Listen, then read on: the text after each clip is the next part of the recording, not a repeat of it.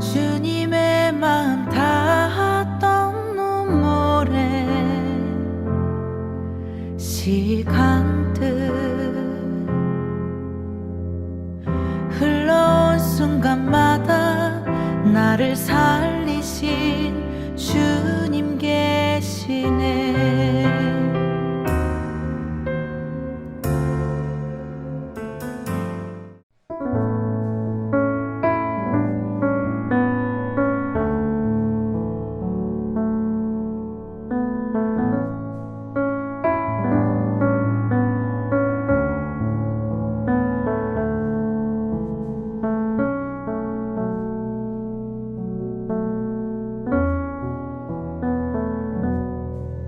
만 2년 후에 바로가 꿈을 꾼즉 자기가 나일 강가에 서 있는데 분이 아름답고 살찐 7 암소가 강가에서 올라와 갈밭에서 뜯어먹고 그 뒤에 또 흉하고 파리한 다른 7 암소가 나일 강가에서 올라와 그 소와 함께 나일 강가에 서 있더니 그 흉하고 파리한 소가 그 아름답고 살찐 7 소를 먹은지라. 바로가 곧 깨었다가 다시 잠이 들어 꿈을 꾸니 한 줄기에 무성하고 충실한 7 이삭이 나오고 그 후에 또 가늘고 동풍에 마른 7 이삭이 나오더니 그 가는 7 이삭이 무성하고 충실한 7 이삭을 삼킨지라. 바로가 깬즉 꿈이라. 아침에 그의 마음이 번민하여 사람을 보내어 애굽의 점술가와 현인들을 모두 불러 그들에게 그의 꿈을 말하였으나 그것을 바로에게 해석하는 자가 없었더라. 술 맡은 관원장이 바로에게 말하여 이르되 내가 오늘 내 죄를 기억하나이다. 바로께서 종들에게 놓아사 나와 떡 굽는 관원장을 친히 대장의 집에 가두셨을 때 나와 그가 하룻밤에 꿈을 꾼즉 각기 뜻이 있는 꿈이라.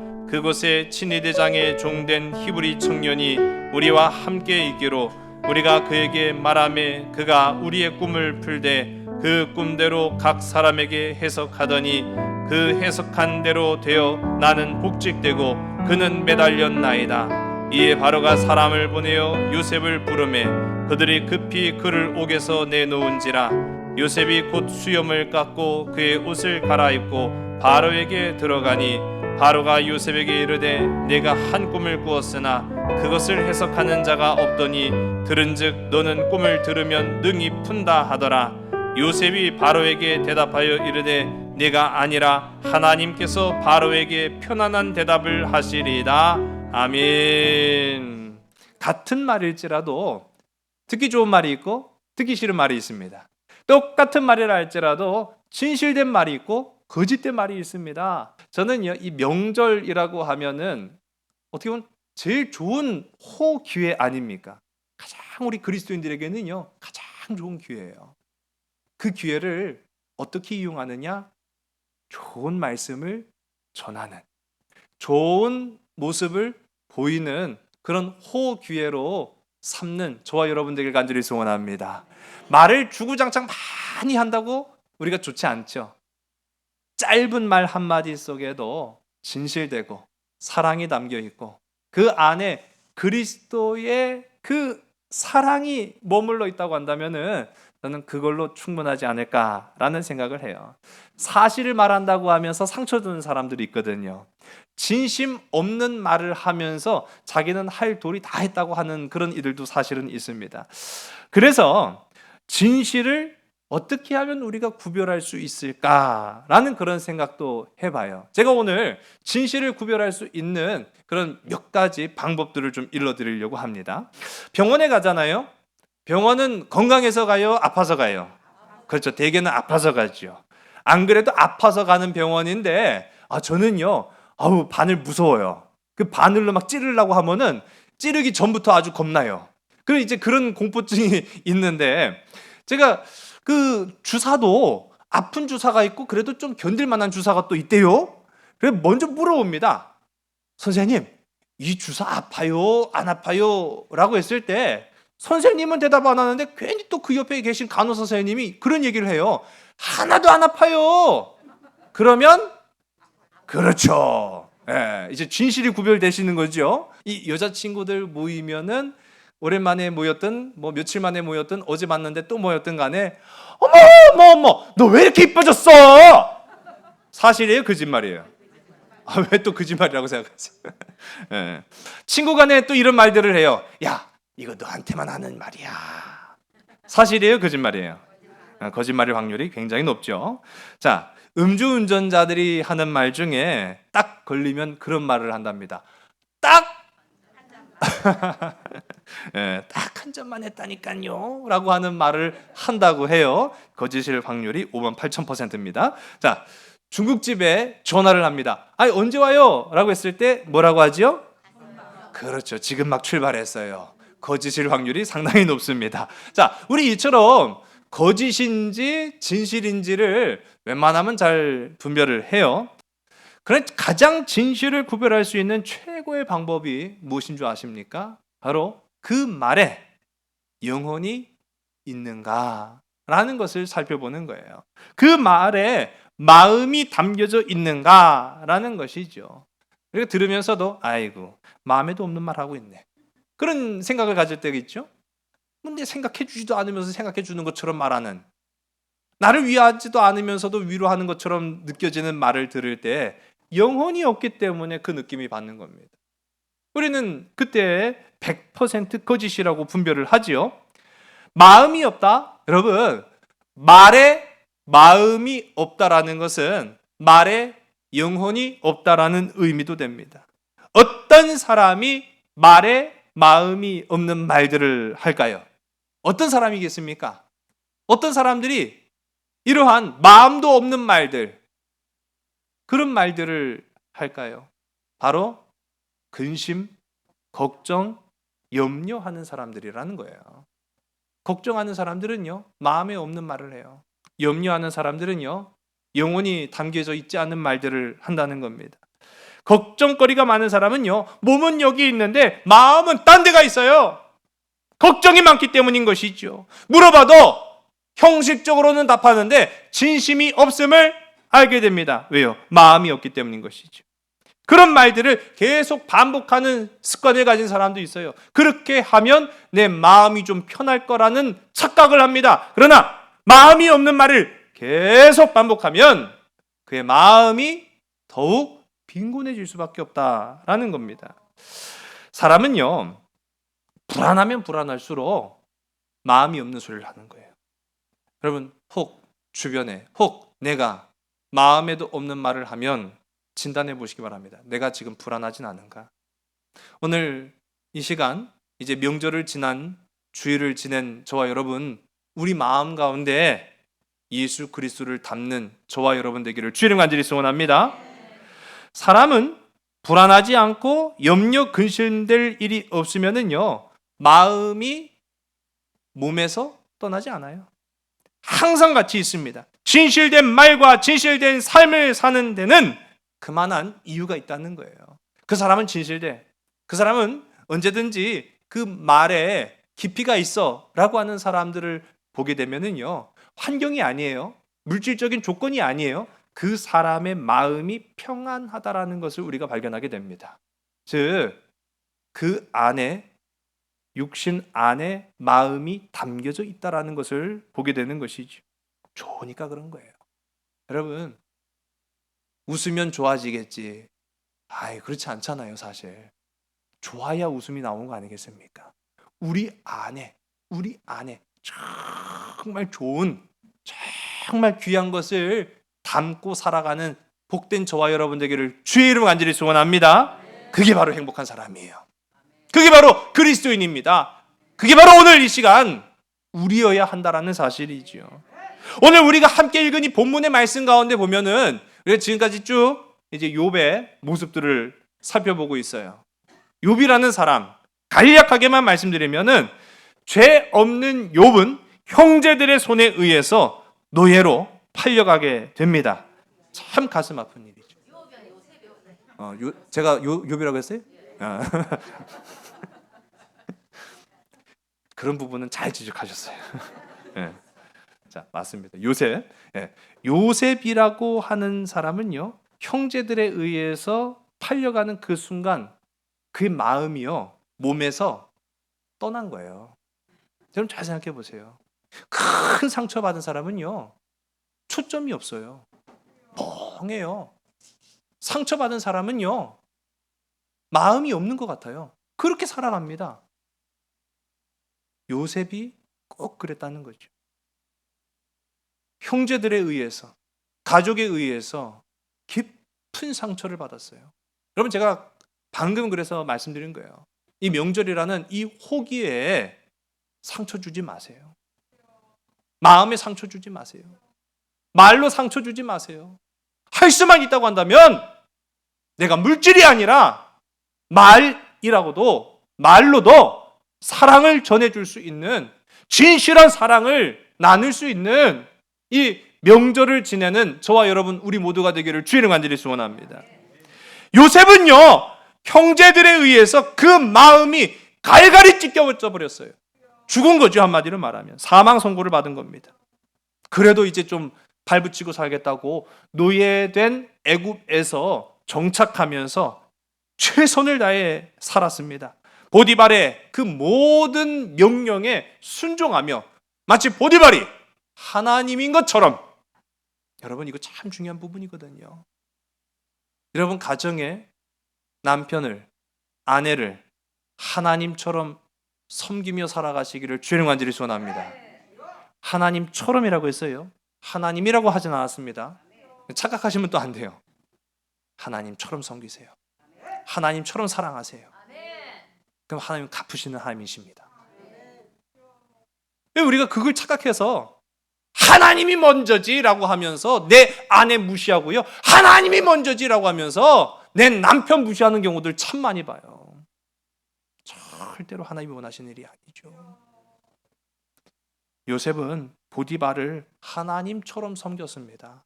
그런데 그러한 수고와 노력에도 불구하고 보디발 아내의 모함을 받아서 원치 않는 옥살이를 하지요. 오늘 이제 우리가 함께 읽은 말씀 가운데 보면 무려 13년간의 옥살이를 하게 됩니다. 여러분 생각해 보세요.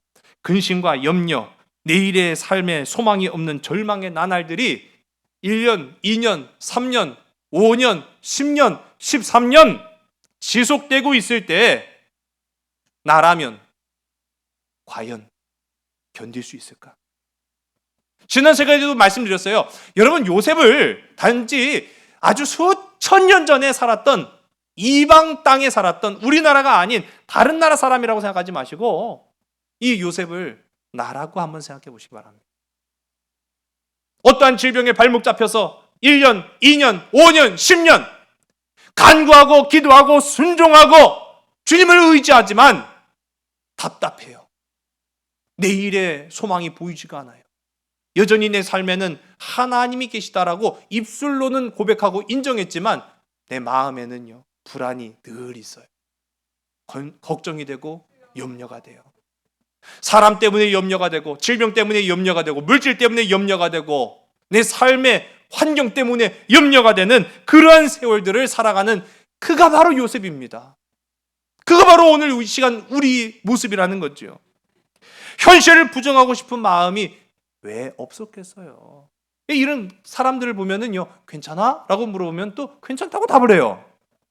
근데 그 괜찮다고 하는 답 속에는 아까 말씀드린 것처럼 말은 있지만 마음이 없어요. 영혼이 없어요. 진심이 없어요. 아, 저 사람 평안하지 않구나. 저 사람 행복하지 않구나. 누가 들어도 알아요. 근데 본인은 그렇게 고백을 하는 거예요. 왜? 현실을 부정하고 싶으니까요. 인정하고 싶지 않으니까요. 마음이 편하지 않기 때문인 것입니다. 여러분, 행복한 말이 나올 수가 없죠. 진심이 담겨져 있지 않다고 한다면은 그럴 수 없는 것입니다. 그런데 여러분, 이제 왜 우리가 요셉을 살펴보는지 그 이유가 이제 우리가 명확해지는 거예요. 요셉은 달랐다라는 겁니다. 요셉은 달랐어요. 첫 번째로는 그의 삶을 보니까 불평이 없었다는 거죠. 두 번째로는 죄인을 수종 들었다. 우리 지난 시간에 함께 살펴봤어요. 아니, 저도 죄인인데 죄인이 죄인의 수발을 들었어요. 얼마나 억울하고 원통하겠습니까? 안 그래도 억울해 죽겠는데 내가 무슨 까닭으로 이 절망의 삶 속에서 누군가의 수종까지 들어야 됩니까? 라는 그 원한이 사무치지 않았겠어요? 그러나 요셉은 그렇지 않았다는 거죠. 그리고 요셉은 달랐어요. 13년, 지금 우리가 끝나는 시간을 정확하게 말씀드려서 그렇지 요셉은요, 13년 뒤는 괜찮아질 거예요, 그렇게 생각했을까요? 아니죠. 우리도 그렇지 않습니까? 어떠한 어려움을 만났을 때 얼마는 지나면 괜찮을 거야. 1년만 지나면 괜찮아지겠지. 이 코로나 2년이면 끝날 거야. 우리 그렇게 생각하는 사람 아무도 없잖아요. 언제가 끝날지는 우리는 몰라요. 언제 해결될지 우리는 모른다는 거예요. 요셉도 마찬가지였습니다. 그러나 요셉의 모습을 보면은 인내하고 견뎠다라고 말하고 있어요. 여러분, 성경은 그 이유를 이렇게 말합니다. 한번 따라 볼까요? 하나님과 함께 했다. 할렐루야. 여러분, 오늘 저와 여러분도 하나님과 함께 하시기를 주의 간절히 소원합니다. 찬송가 289장이지요. 주 예수 내 맘에 들어와 계시는 변하여 새 사람 되고 내가 늘 바라던 잠빛을 찾음도 주 예수 내 맘에 오신 주 예수 내 맘에 오신 주 예수 내 맘에 오신 물밀듯 내 맘에 기쁨이 넘치네 주 예수 내 맘에 오신 아멘. 주 예수 내 마음에 들어와 계신 후, 여러분, 주님을 모신 사람은 인내할 수 있습니다. 주님을 모신 사람은 그 마음과 몸이 분리되지 아니하고 항상 함께 있는데 불평이 없습니다.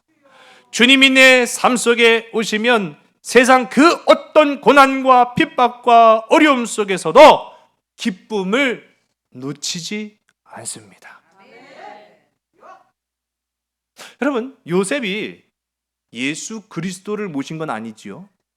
그러나 하나님을 모심으로 말미암아 이 요셉의 마음에는 평화가 있었던 거예요. 오늘 혹 마음이 불안하고 내 안에 까닭 모를 불평과 원망이 나를 괴롭게 하거든 예수 그리스도를 내 마음 가운데 모시며 살아가기를 주의 이름 간절히 소원합니다.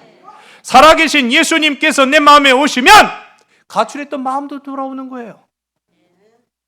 살아계신 예수 그리스도께서 내 안에 계시면 참된 기쁨, 참된 소망, 참된 내일에 대한 미래가 내 눈앞에 펼쳐지게 된다는 사실입니다. 요셉의 절망의 세월을 진실하게 살아갈 수 있었던 그 원동력이며 그 이유는 바로 하나님과 함께 했기 때문이다라고 성경이 말하고 있어요. 그가 하나님과 함께 했기 때문에 많이 갖추어도 감사할 수 없는 사람들이 있는데 갖춘 것이 하나 없을지라도 감사했고요.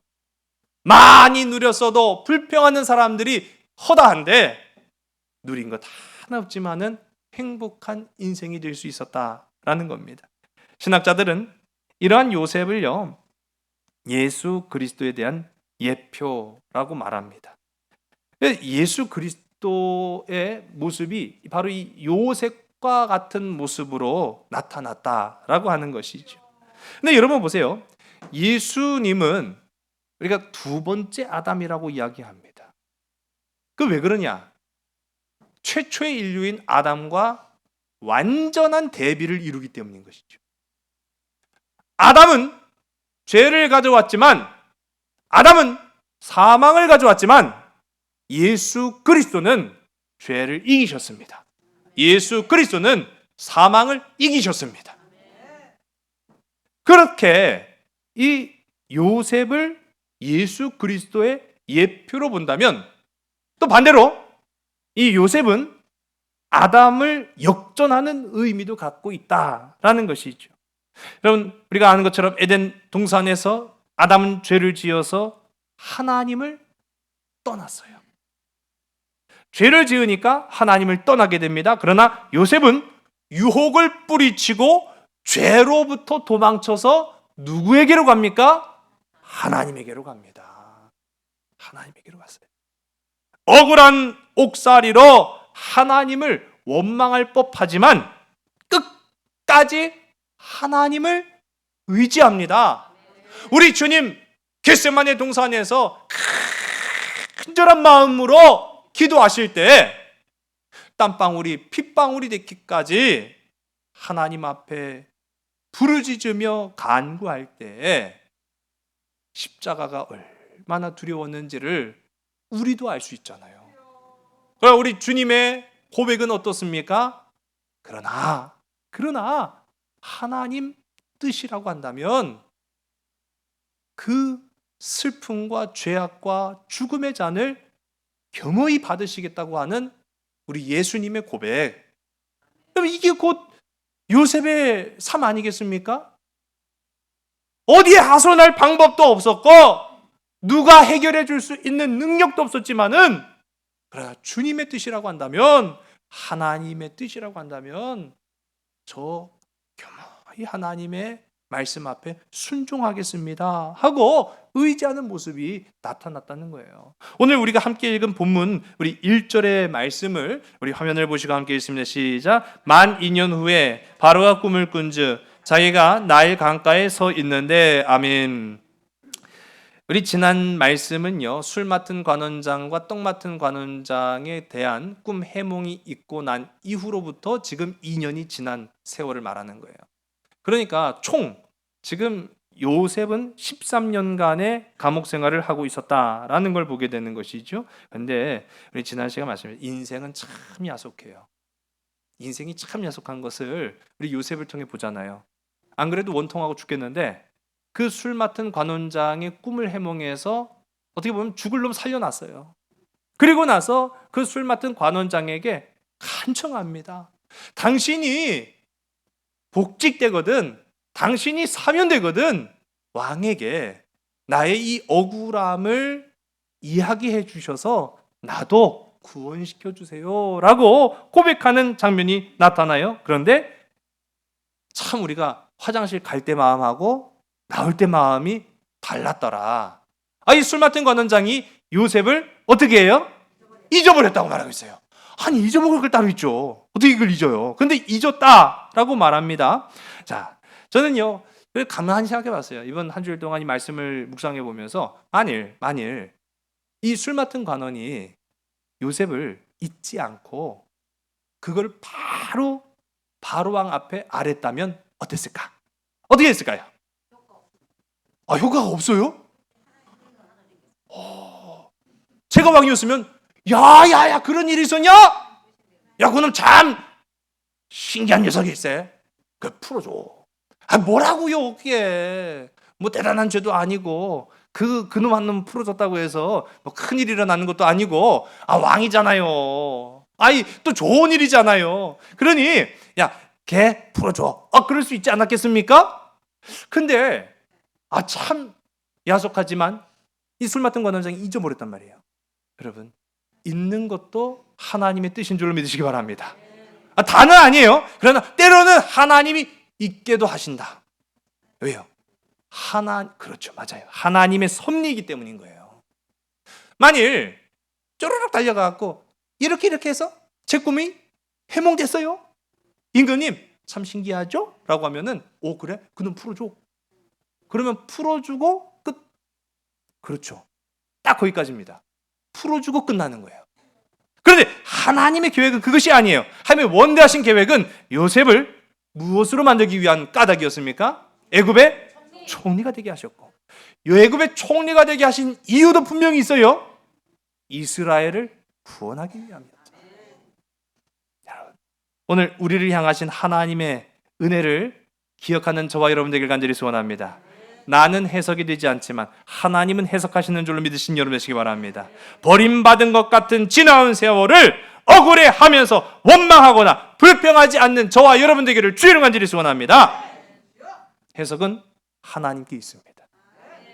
하나님께서 말씀하실 때까지 그러므로 우리의 해야 할 일은 하나님과 동행하는 일이다라는 사실이에요. 오늘 하나님과 동행하는 일에 온 마음과 온 정성을 다하는 복된 저와 여러분 되기를 주의 이름 간절히 소원합니다. 이 바로가 꿈을 꿨는데 오늘 말씀 보면은 어디에 서 있어요? 그 강가가 바로 애굽의 젖줄기인 나일강입니다. 이 꿈의 배경이 나일강이에요. 참 이게 의미가 있어요. 그냥 아무 강이 아니었다라는 거죠. 이 바로가 딱 보니까 이거 나일강인데? 라고 하면서 이게 딱 한눈에 알아본 거예요. 그런데 이 나일강이라는 것은요, 애굽의 젖줄기, 제가 방금도 말씀드렸지만 이 애굽이 고대 근동을 주름 잡았던 강대국이 될 수 있었던 원천이 바로 이 나일강 때문이었습니다. 힘과 풍요의 원천이었어요. 그래서 애굽 사람들한테는요, 나일강 자체가 신입니다.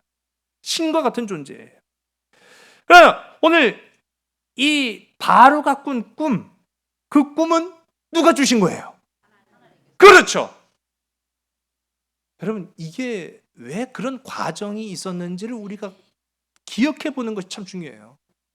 지금 바로가 꾸는 꿈은 하나님이 주신 거예요. 즉, 애굽의 힘과 풍요의 원천인 나일강도 하나님의 주권 안에 있다라는 걸 의미하는 겁니다. 여러분, 저와 여러분의 삶에 어떠한 일도요, 그 기쁨이 세상의 원천, 세상에 뿌리를 내리고 있는 것이 아니라 하나님께 뿌리를 두고 있다는 사실을 기억하는 저와 여러분 되길 간절히 소원합니다. 오늘 우리가 함께 읽은 이 본문 말씀인데요, 우리 2절서부터 4절까지의 말씀을 우리 함께 읽습니다. 보니 아름답고 살찐 7 암소가 강가에서 올라와 갈밭에서 뜯어먹고 그 뒤에 또 흉하고 파리한 다른 7 암소가 나일강가에서 올라와 그 소와 함께 나일강가에 서 있더니 그 흉하고 파리한 소가 그 아름답고 살찐 7 소를 먹은지라 바로가 곧 깨었다가 아멘. 우리 본문의 말씀 보면은 먼저 첫 번째로는 나일강가에 살찐 7 암소가 나타납니다. 자, 이걸 어떻게 해석됐죠? 나중에 살찐 7 암소는 뭐죠? 7년의 풍년. 딱 들으면 해석이 돼요? 와, 다들 요셉 같으신 분들이시네. 이거를 왕도 해석 못하고 오늘 우리가 함께 읽은 말씀 보면은 그 당대에 어떤 지식을 갖추고 있던 사람도 점성술사도 해석 못한 내용이죠. 자, 여기서 우리 지난 시간에도 술 맡은 관원장과 떡 맡은 관원장에 관한 이 3일에 관한 내용들, 그게 3일인지 3년인지 30년인지 3개월인지 어떻게 알아요? 자, 이 말씀도 보면은 이게 7년인지 7일일지 70년일지 700년일지 그걸 어떻게 알아요? 아무도 모르죠. 알 수가 없는 겁니다. 자, 우리가 이 꿈 해몽에 결국은 이 바로가 실패를 했어요. 마침내는 이제 요셉을 부르게 된 거죠. 그런데 보면 이 7이라는 숫자 자체가, 여러분, 7은 어떤 숫자예요? 하하, 행운의 숫자죠. 아니에요? 자, 7이라는 숫자를 우리는 상당히 좋아합니다. 예, 우리 행운의 숫자라고도 이렇게 이야기하고, 또 성경적으로 보면은 그래요, 맞습니다. 완전수이기 때문이다라고도 이야기하는데, 더 깊이 따지고 보면은 여러분, 이 완전수라는 개념은요, 선과 악의 개념이 없어요, 사실은. 더 엄밀히 말하면 완전수는 선과 악의 개념 자체가 없습니다. 그러니까 7이라고 해서 무조건 좋고 6이라고 하면 무조건 나쁘다? 아니, 그렇지 않죠. 우리도 참 그런 풍습에 얽매여 있는 경우들을 많이 봐요. 아파트나 그런 고층 빌딩 같은 데 보면은 4층을 사라고 안 쓴 경우가 허다하죠. 예. 그 왜 그렇습니까? 죽을 사라고 또 그렇게. 그 4층에 사시는 분들은 다 뭐예요, 그러면? 그러니까 꼭 얽매일 필요는 없는데 이 7이라는 숫자는 완전수입니다. 꽉 차 있다라는 걸 의미하는 거예요. 꽉 차 있다. 그러니까 이것이 악한 것에 7이라는 숫자가 포함되면은 악으로 가득 차 있다는 얘기가 될 수 있고요. 선한 것에 7이라는 숫자가 붙으면 선한 것으로 가득 차 있다라고도 해석이 될 수 있는 겁니다.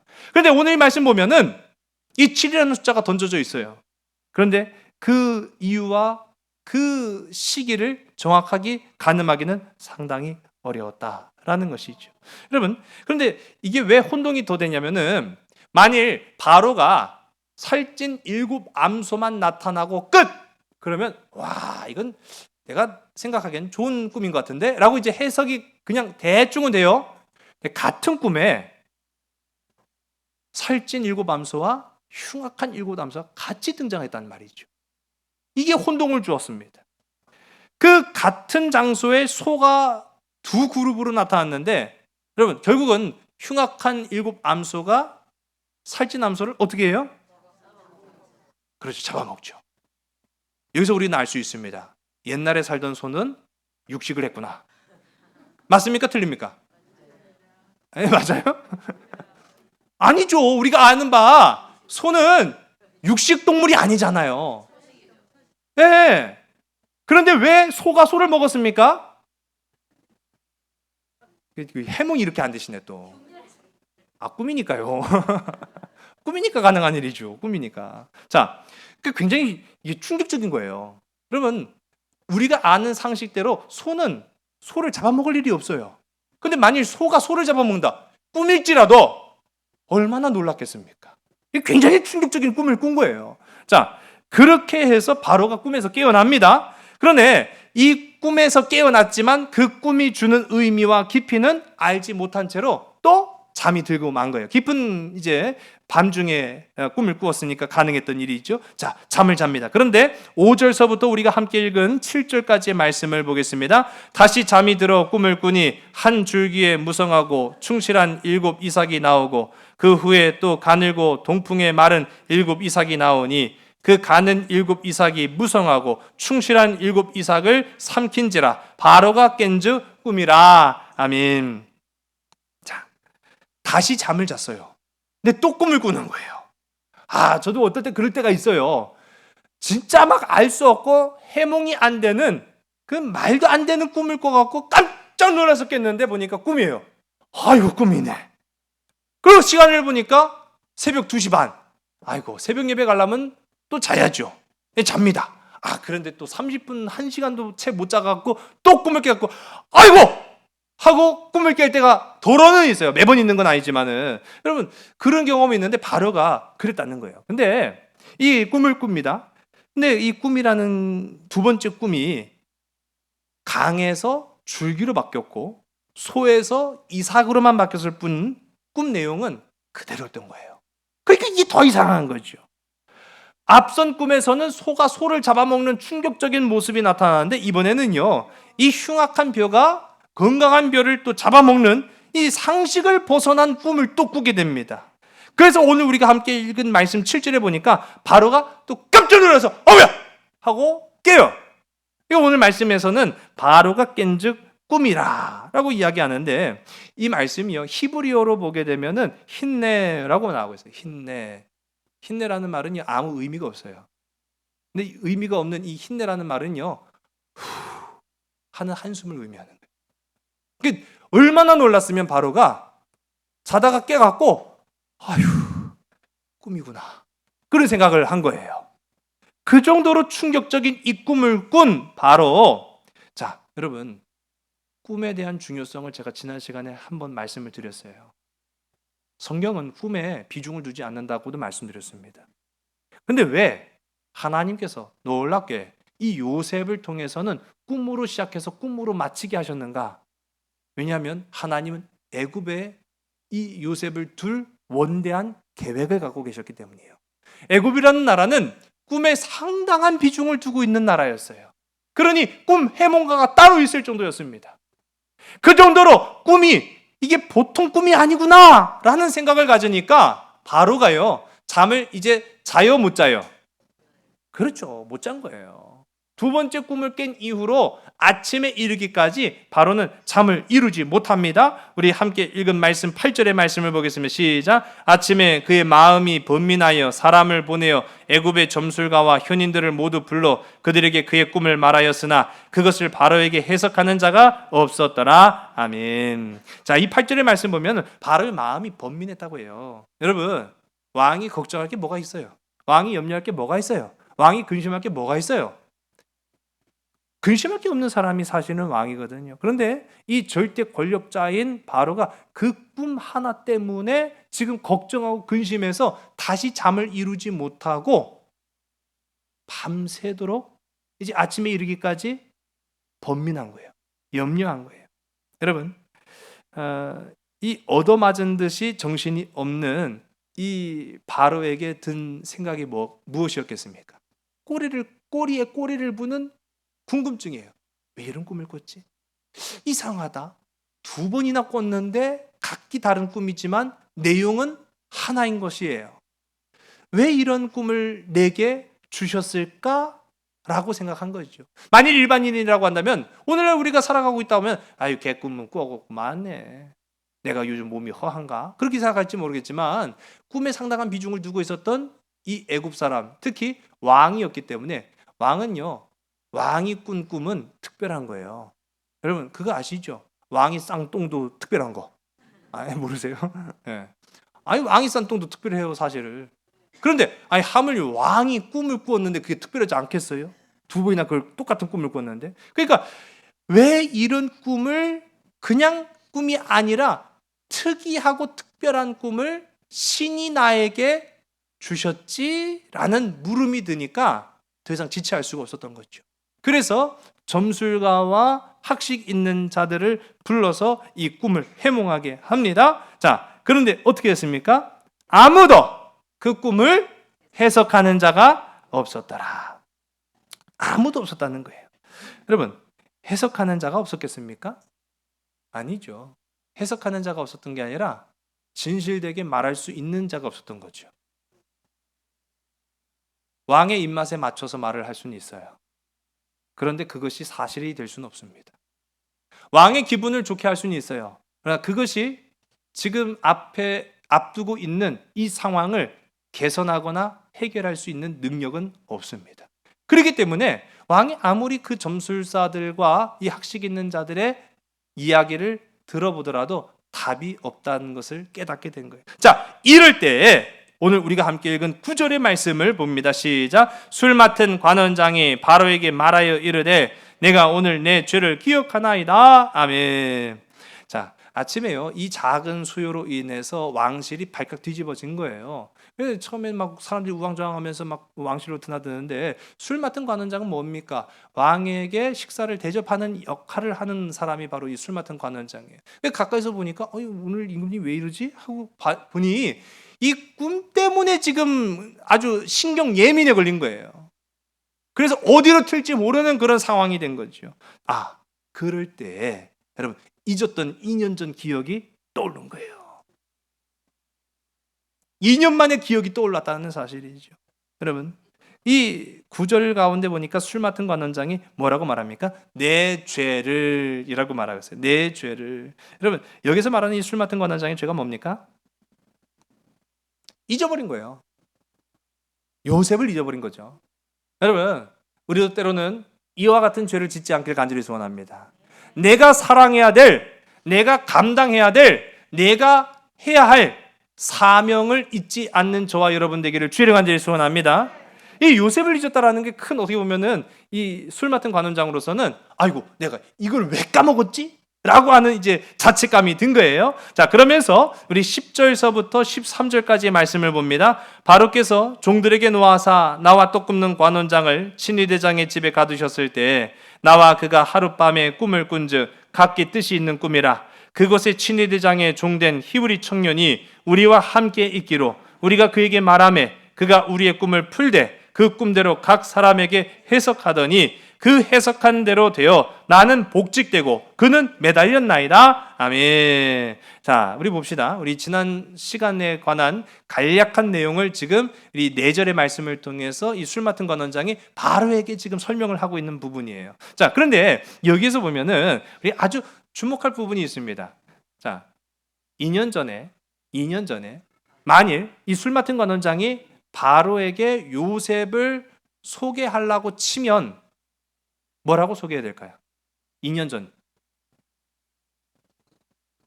첫째는 노예. 두 번째는 히브리 사람. 세 번째는 억울한 죄인.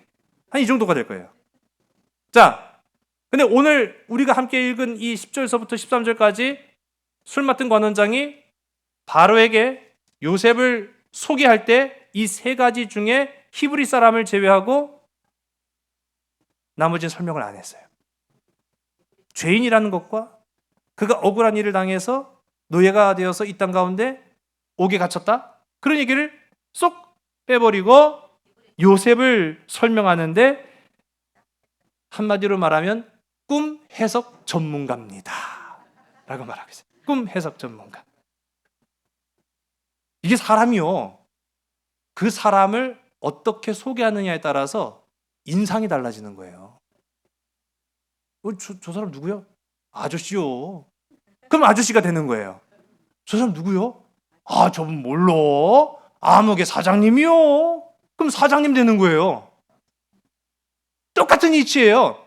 요셉을 소개할 때 그놈 히브리 노예인데 억울한 일을 당했어요 라고 하는 것과 그 사람이요, 아주 신비한 능력을 가진, 그 신비한 능력이라는 것은 하나님의 은혜죠.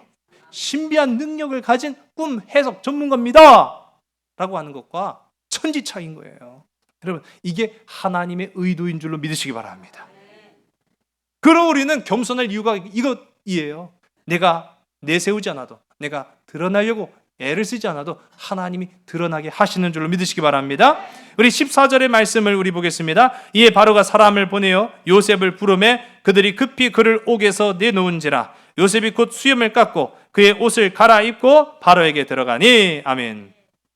술 맡은 관원은요, 지금 굉장히 다급한 상황이라는 것을 알고 있어요. 그래서 술 맡은 관원도 마음이 지금 굉장히 다급해요. 그러니까 요셉을 소개할 때 요셉이 요청했던 것들은 쏙 빼놓고 왕에게 이 요셉을 그냥 꿈 해석 전문가로만 소개를 해주고 지금 당장 옥에서 데려오려고 아주 긴박한 상황이 펼쳐지고 있는 모습들을 보게 됩니다. 오늘 이 14절에 보면은요, 동사의 연속적 나열만 있는 거예요. 그러니까 뭐 이렇게 계속 움직이는 그런 모습들만 나타나는 거죠. 이게 어느 정도로 지금 왕이 터지기 일부 직전이라는 것을 이제 우리가 알 수 있게 되는 장면이에요. 이제 15절과 16절의 말씀을 보겠습니다. 시작. 바로가 요셉에게 이르되 내가 한 꿈을 꾸었으나 그것을 해석하는 자가 없더니 들은즉 너는 꿈을 들으면 능히 푼다 하더라. 요셉이 바로에게 대답하여 이르되 내가 아니라 하나님께서 바로에게 편안한 대답을 하시리이다. 아멘.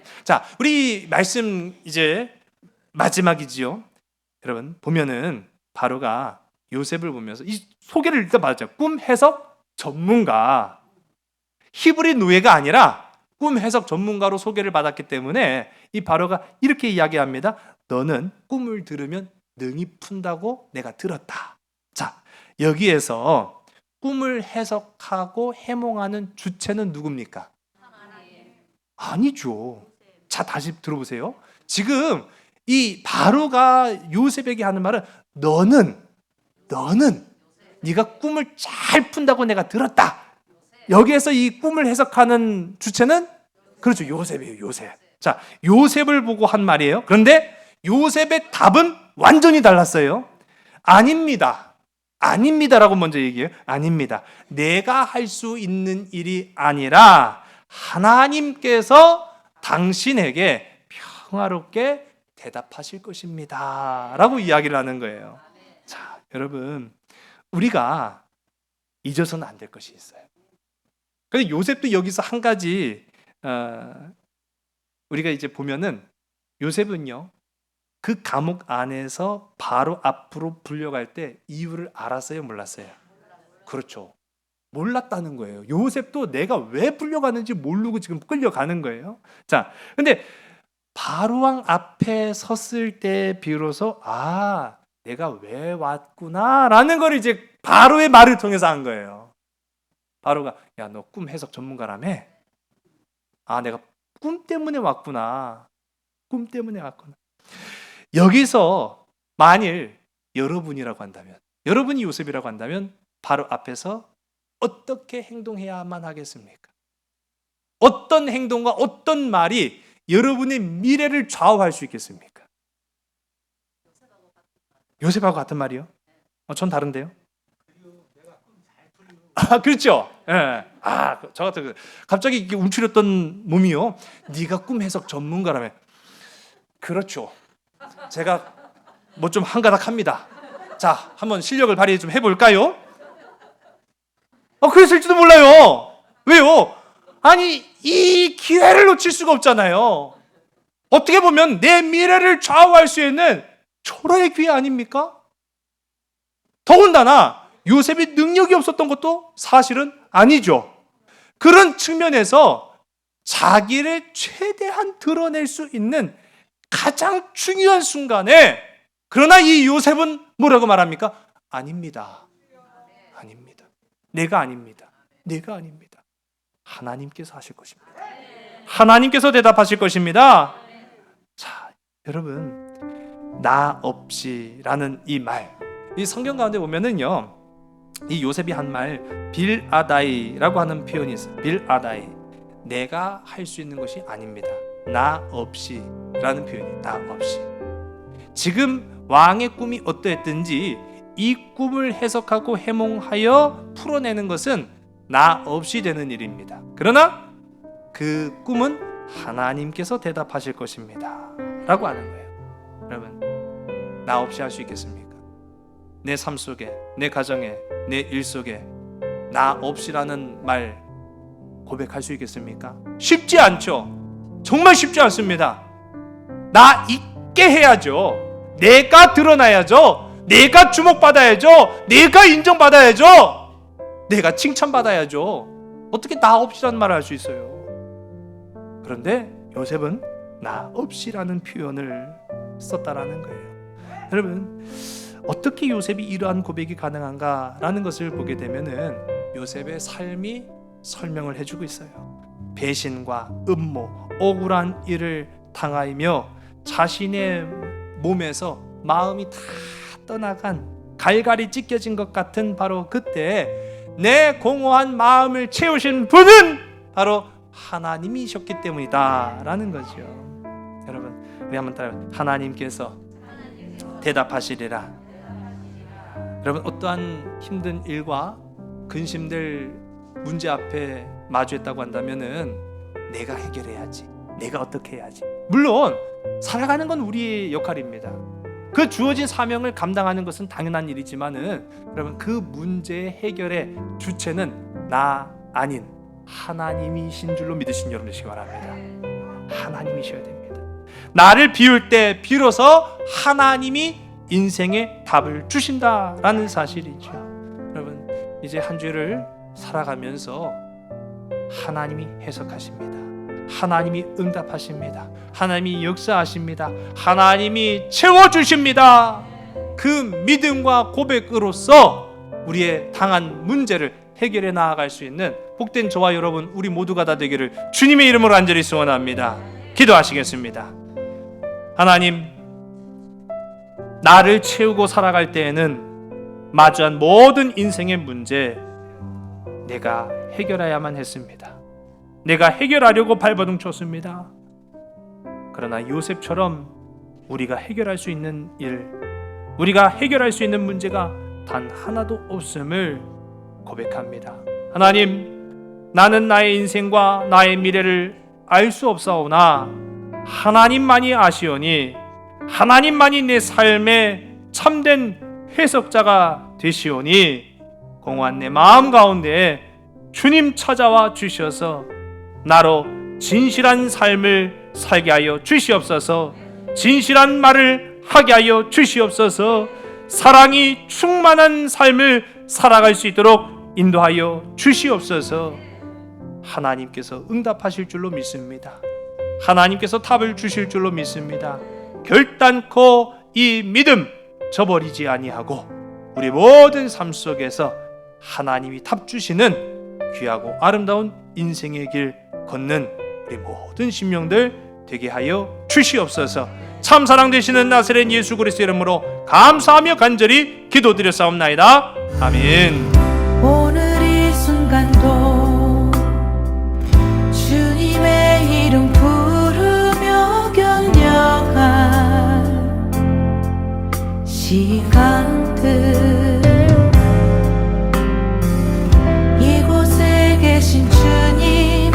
그의 은혜로 지금 써 있네. 나의 삶이 모두 빼앗긴 그때도 주님만 남았네. 포기했던 마음 일으켜 주시니 다시 주께 내 삶을 맡기네. 살아갈 모든 날 주님과 함께 마주할 소망에 시간들 걸어갈 모든 곳에 나를 붙드신